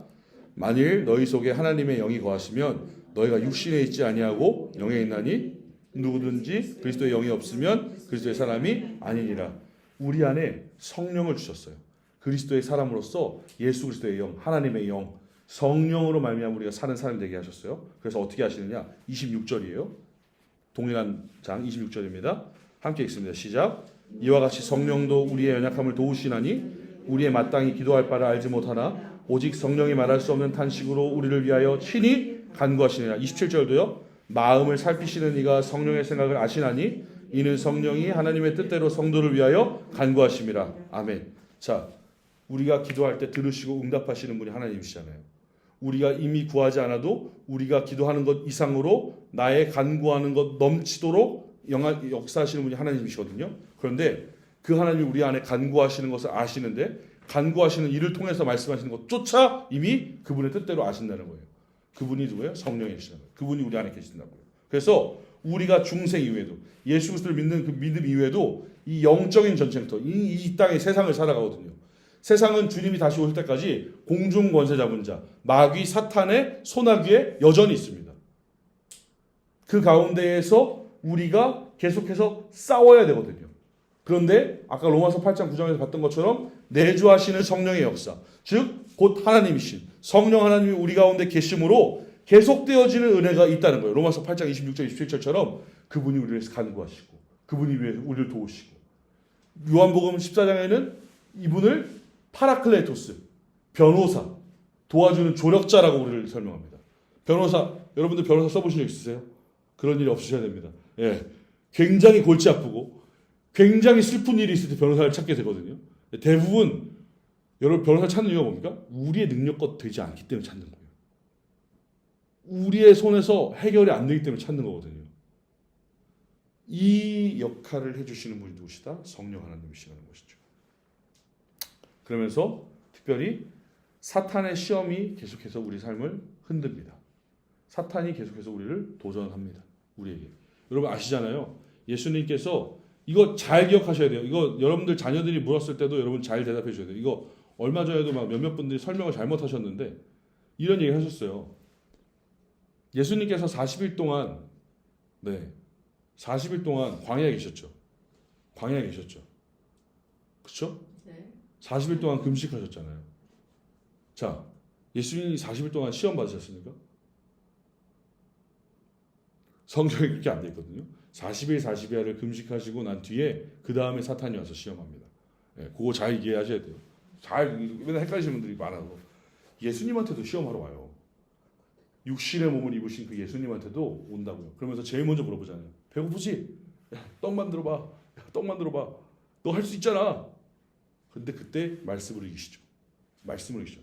예수님이 말씀하신 게 말씀이 아니라 이미 기록된 말씀. 신명기 8장 2절의 말씀.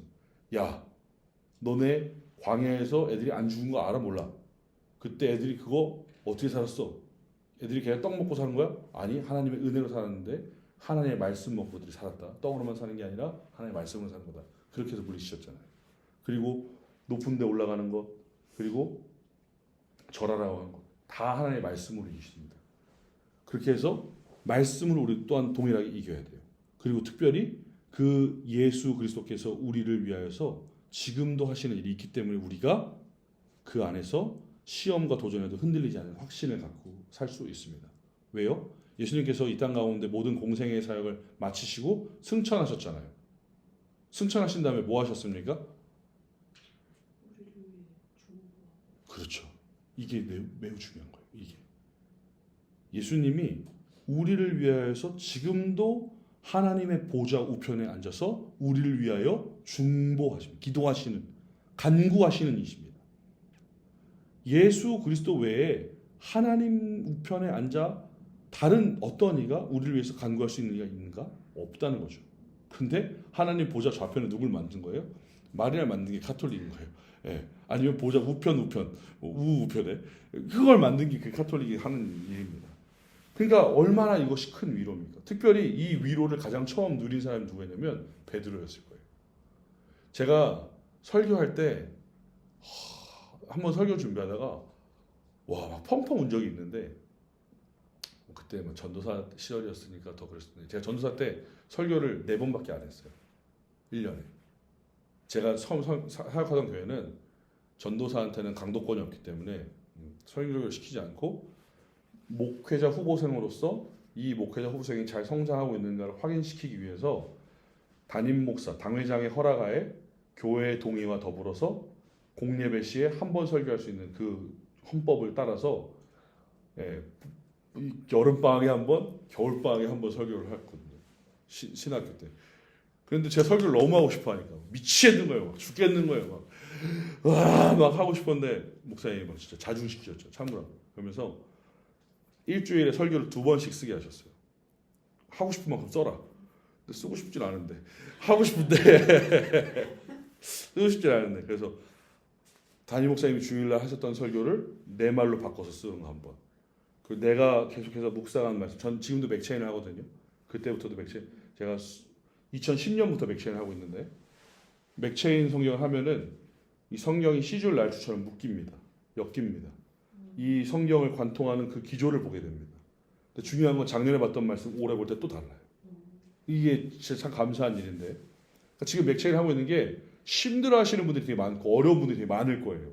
근데 이건 단기간에 되지 않고 맥체인은 정확하게 로버트 머리 맥체인 목사님이 자기가 사역했던 그 지역의 교회의 성도들을 어떻게 하면 말씀 가운데로 나오게 하고 어떻게 하면 이 말씀을 교회에서만 듣지 않고 가정에서 살게 하고 이 말씀으로 어떻게 하면 성도들이 하나님을 더 알 수 있게 하면서 만든 거예요. 이 성경 읽기표가. 그래서 성경 읽기표를 가지고 맥체인 목사님은 설교를 했어요. 계속. 그러니까 이 4개의 본문이 계속 이렇게 엮이는 거죠. 그래서 이 그물이 촘촘해지고 말씀이 견고해지는 것들을 본 거거든요. 그러니까 이 맥체인을 하려면 실질적으로 말씀을 들어야 돼요. 이 맥체인 설교를 통해서. 그러니까 이게 지금 어떻게 보면 반쪽이에요. 조금. 그게 좀 힘들 수 있어요. 이영희 목사님이 정리해서 주시는데 이영희 목사님 정말 고생하시는 거거든요. 네.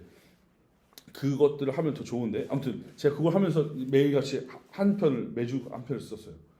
그래서 막 적어놓다가 한 번은 이제 목사님이 방학이 아닌데 설교를 준비하는 거예요. 막 신나갖고 막 어떤 설교에서 막 이게 막 뭐 요새 말로 속된 말로 하면은 킥을 날릴까 막 어떤 설교를 해서 성도들한테 감동과 막 뭘 줄까 막 했는데 유치부 설교를 하는 거예요. 유치부는 뭐 이랬거든요, 속으로. 그 당시에 이제 그 교회는 전도사는 저하고 단 한 분밖에 없고 다 목사님들만 계셨어요. 유치부도 목사님이, 영화부도 목사님이 설교를 하시면 그 목사님의 설교를 제가 뺏어서 한번 하는 거예요. 유치부는 제가 막 이러고 있었거든요. 그래서 그때 당시 유치부 설교를 준비하는 게 뭐냐면 부활주의 설교였어요. 근데 그 부활주의 설교한 게 뭐냐면 그 목사님이 결혼을 하셔갖고 신혼여행 가는데 왜 부활주일날 가요? 신혼여행 가고 어떻게 하다 보니까 그렇게 해서 그때 했는데 그때 제가 설교를 했을 때 베드로 설교를 했거든요. 베드로 설교. 근데 여러분 그 사복음서에 베드로가 예수님 배반할 걸 다 얘기하잖아요. 근데 누가복음에만 유일하게 기록된 부분이 있어요. 누가복음에만 유일하게 베드로에 관련해서 누가복음에만 기록된 거 뭔지 아세요 혹시? 누가복음에만 나와요. 그 베드로가 예수님을 부인할 걸 알았고 그 부인한 이후에 그 안에서 성전 뜰 앞에서 유일하게 누가복음에 딱 등장한 게 뭐냐면 예수님이 베드로를 봐요.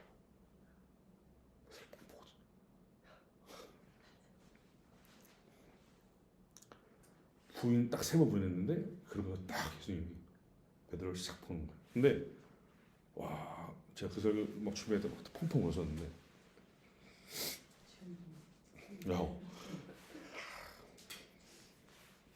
그때 예수님이 베드로를 딱 보였을 때 베드로가 여러 가지 생각이 들었겠죠. 내가 왜 그랬을까 막 이 생각이 들었었는데 그런 베드로한테 예수님이 거기서 막 눈에서 레이저 쏴갖고 너 봐 내 말이 맞지 이랬을까? 아니었을 거예요. 베드로가 딱 그때 예수님이 눈을 보시면서 베드로 머릿속에는 저는 이 말씀이 생각이 났을 거라고 생각했거든요. 누가복음인데요. 한번 찾아볼까요? 31절인가 30절인가 그랬을 텐데 누가복음 30절 31절 그럴 것 같습니다. 22장 30절 31절 32절이에요. 31절 32절 한번 볼까요?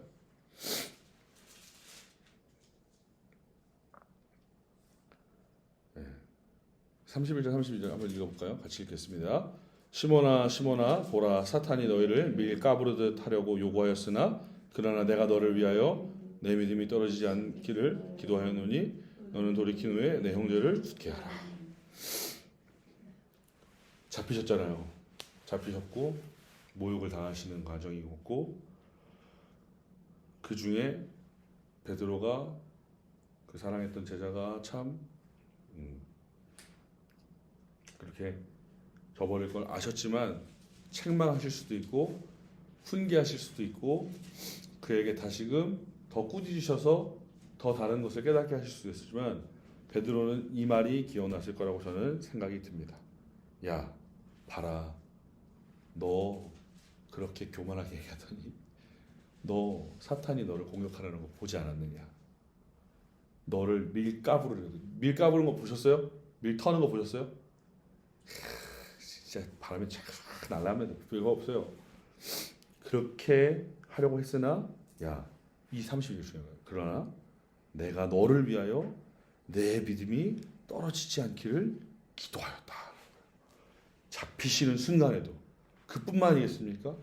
지금도 우리를 위하여서 하나님 우편에 앉아서 우리를 위하여서 중보하시는 그 예수 그리스도 그분이 있기 때문에 우리는 흔들리지 않은 확신 가운데 거할 수 있는 거예요. 우리의 신자의 삶의 여정이 힘들고 고난이 있고 때로는 그 질퍽질퍽한 늪지대를 지날 때가 있고 이 다윗의 고백과 같이 사망의 음침한 골짜기를 지날 때가 있고 원수의 목전 앞에 우리가 있을 때가 반드시 존재하지만 그러나 그 가운데에서도 우리가 흔들리지 않는 거예요. 그 사탄의 공격 가운데에서도 우리가 두려워하지 않는 거예요. 이유가 있어요. 예수 그리스도가 날 위해 죽으시고 다시 사셔서 죽음의 권세, 사망의 권세, 그 사탄의 권세를 이기신 그분이 계신데 뭐가 걱정이에요? 내가 널 위해 기도하지 않았냐. 마태복음 28장 20절에도 말하잖아요. 세상 끝날까지 내가 너희와 함께 하리라. 이거는 그냥 비단 단순히 그때 일시적으로 말씀하신 것이 아니라 그 말씀으로 끝까지 함께 하시는 것을 성경 모든 곳은 동일하게 얘기합니다. 임마누엘이라 하라. 그가 기묘자여 전능자여 우리를 위하여서 끝까지 우리와 함께 하시는 분이라시는 하나님이 예수 그리스도가 우리 안에 내주신 성령이 그렇게 계시기 때문에 우리는 그 은혜로 말미암아 흔들리지 않는 인생을 살게 된다는 거예요. 이것이 은혜입니다. 그러니까 이것이 얼마나 감사해요. 그런데 너무나 놀라운 사실은 내 공로가 내 의지가 내 어떠함이 1도 없다는 겁니다. 에이핑크가 부릅니다. 1도 없어. 네. 네, 아무것도 없다는 거예요. 아무것도. 네. 그러니 이 은혜는 다른 말로 설명이 되지 않는 것입니다. 그 성경을 그 성경이신 말씀이신 예수 그리스도를 그것을 믿게 하고 오직 하나님께 영광을 돌리며 살게 하는 것 오직 은혜. 네. 이것이 여러분들의 신앙을 아주 굳건하게 세워가는 놀라운 역사라는 사실을 기억하시면 좋겠습니다. 오늘 한 줄로 정리해보는 책 멘션은 하나였습니다. 네, 찬양 가사 중에 나오는데 은혜 아니면 은혜 아니면 뭐가 되겠는가. 여러분들은 여러분들의 말대로 쓰셔도 좋습니다. 그래서 은혜 아니면 그래서 어떤 일부의 사람들은 정말 그렇게 얘기하세요. 야, 은혜 아니면 성경을 보겠냐? 또 은혜 아니면 또 이런 얘기 하는데 그렇게 따지기엔 전 세계 베스트셀러가 성경이라는 것이 전 세계에 180억 권이 팔렸다는 말도 안 되는 수치입니다. 말도 안 되는 수치. 180억 권? 야. 근데 그런 것 같아요. 제 차에만 해도 2권이 있거든요. 그 제 차에 있는 2권은 항상 성경에 없는 불우한 이웃을 주기 위해서 갖고 있는 겁니다. 정말로. 아직 한 권은 차마 못 주겠고 남을 한 권은 언제든 주려고 지금 준비해놨는데 아무튼 오늘 이 오직 은혜의 내용을 봤는데 이 오직 은혜로 말미암아 이제 성령의 역사 가운데 믿게 되는 믿음 솔라 피데에 대한 것을 이제 다음 주에 저희가 진행을 합니다. 특별히 솔라 피데가 가장 제가 생각할 때는 가장 조직 신학적입니다. 그러니까 굉장히 이성적인 접근이 가능한 신기하죠. 왜냐하면 선제돼서 그래요.